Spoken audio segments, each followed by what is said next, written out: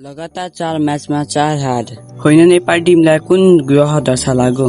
च्यानललाई सब्स्क्राइब गर्नुहोस्। डिटेलमा कुरा गरौँ। CWC लिग 2 अन्तर्गत हिजो भएको नेदरल्यान्डसँगको खेलमा नेपालले 57 रनले हारेको छ। टस जितेर बलिङ गरेको नेपालले 50 ओभरमा नेदरल्यान्ड्सले 9 विकेट गुमाएर 225 को टार्गेट दिन्छ।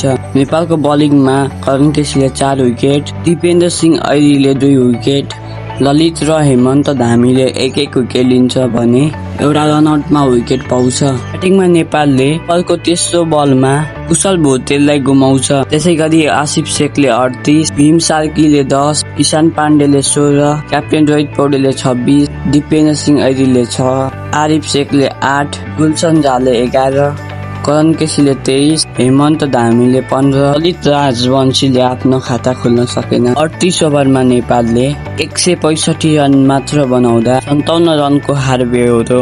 त्यस्तै पहिलो म्याचमा नामिबिया विरुद्ध 8 विकेटको हार, दोस्रो म्याचमा नेदरल्यान्ड्स विरुद्ध 6 विकेटको हार, तेस्रो गेममा नामिबिया विरुद्ध 3 रनको हार, चौथो गेममा हिजो 57 रनको हार। यो हारको कारण भने ब्याटिङमा ब्याटरहरूले स्ट्रगल गर्नु, खराब शट सेलेक्सन र हदै भन्दा धेरै डट बल खेल्नु हो। त्यस्तै बलिङमा प्रमुख बलरहरूले विकेट लिन नसक्नु, कन्सिस्टेन्ट नहुनु, अपोनेन्टलाई अट्याक गर्न दिनु, त्यसैले धेरै क्याच छुटेर पनि टिमको मोमेन्टम अपोनेन्टतिर चेन्ज भएको हो। यहाँ क्याप्टेन रोहित पौडेलको खराब कप्तानी पनि देखिन्छ। सिनियर प्लेयरहरूले आफ्नो भूमिका नखेल्नु नै यो हारको कारण हुन सक्छ। यो हारले नेपालको ओडिआई स्ट्याटस गुम्ने सम्भावना छ।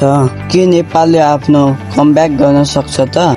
आफ्नो प्रतिक्रिया कमेन्टमा लेख्नुहोस्। जस्तै नेपाली क्रिकेट सम्बन्धी अपडेटको लागि हाम्रो च्यानललाई सब्स्क्राइब गर्न नबिर्सनु।